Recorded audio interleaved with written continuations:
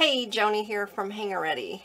So do you have a quadrant throttle that you use in Star Citizen for mining, but you find that the buttons are very useless?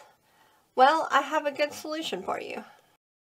So I have a quadrant throttle that I really like to use for mining in Star Citizen. It really gives me a lot more control over the laser throttle. Although the buttons at the bottom, when it is mounted the way it is, I really do find unusable.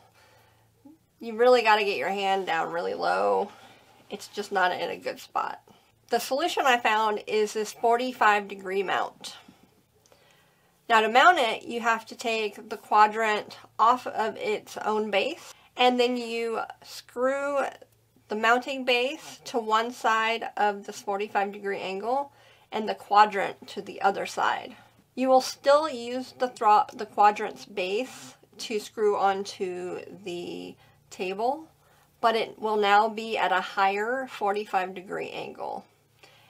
And that angle makes it easier for you to use the buttons at the bottom. That's if you want to use the buttons at the bottom. But I do also like it at this 45-degree angle because, well, I can kind of rest my hand as I'm using the levers while I'm mining. So when I rest my hand, I can kind of inch up the lever while I'm using it and inch it back to try to keep my mining laser in the optimal range in the green zone. So I do find it a lot easier to use than the mouse shuttle wheel. So if you have a quadrant throttle, let me know in the comments if you think that this 45-degree angle would help you. Would you like to use the buttons on the quadrant throttle for mining, or do you think it's just a waste of time? I happen to really like this 45-degree angle mount because I have that control over the levers, and I may or may not use the buttons. I don't know yet. I really do find the mouse button to be very easy to turn the laser on and off. So we'll see in the future if I start using those buttons.